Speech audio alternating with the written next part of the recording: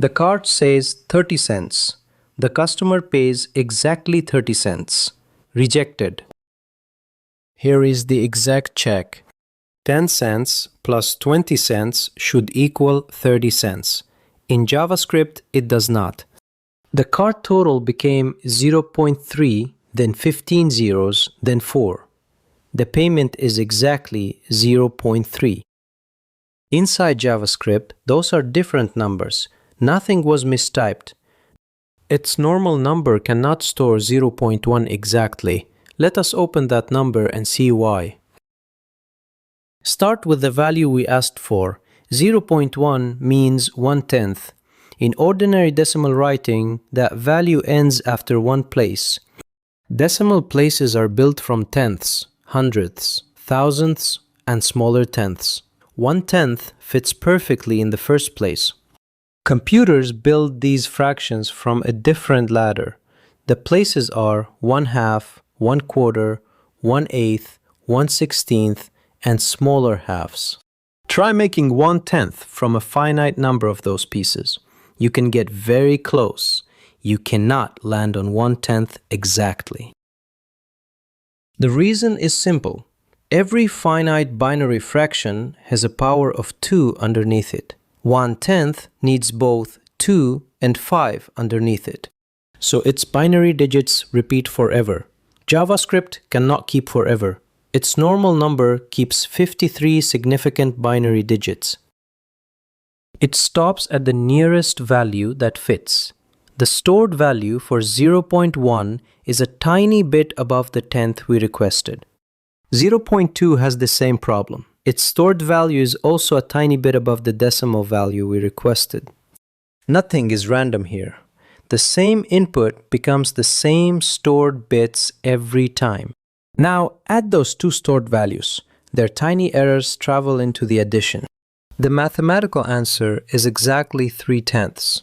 But the machine is adding the nearby values it actually stored, not the perfect decimals in our heads. That result must fit into a number again.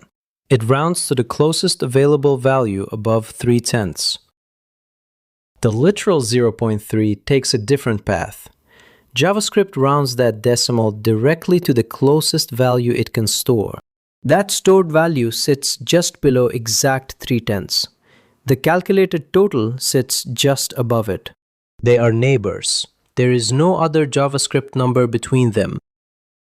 Their internal patterns differ by one final step. The total ends in hexadecimal 34. The payment ends in hexadecimal 33. Strict equality does exactly what we asked. It compares the stored values. One neighbor is not equal to the other. That is why the guard returns false. Then why did the customer see 30 cents twice? Because display formatting is a separate decision. A checkout normally shows the number of decimal places required by its currency. In our test, both stored values become the text 0.30 when formatted to 2 decimal places. The formatting hides the tiny difference from the screen. It does not change either stored number. In JavaScript, toFixed with 2 returns text. It does not repair the arithmetic that happened before it.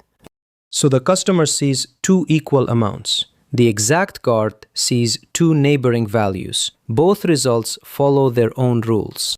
The failure came from mixing those rules. Exact equality is not evil, it is correct for exact values. The mistake is asking an approximation to behave like exact money. There is another version of the same mistake. A system calculates in decimal-looking numbers, then converts to a minor unit at the very end.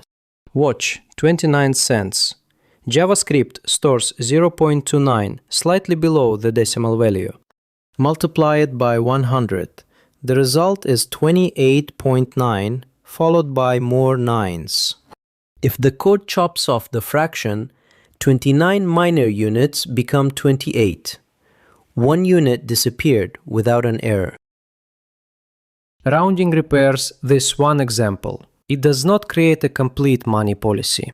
Taxes, discounts, division, and halfway values still need a declared rule. The system must say where rounding happens and which direction wins. If that choice is accidental, two services can disagree while both appear reasonable. For a payment amount, the simplest safe model is usually an integer in the currency's required minor unit. In a two-decimal currency, 10 cents becomes the integer 10. 20 cents becomes 20. The total is 30.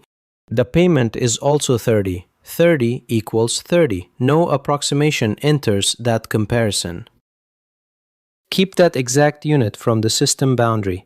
Do not calculate with floating point for 10 steps, then hope the final conversion removes every earlier error.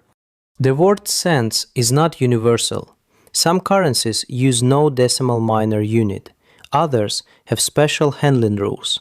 Read the currency rule instead of hard code in two places. Some products genuinely need decimal fractions. Rates, taxes, prices, and accounting can require more precision than the payment API accepts.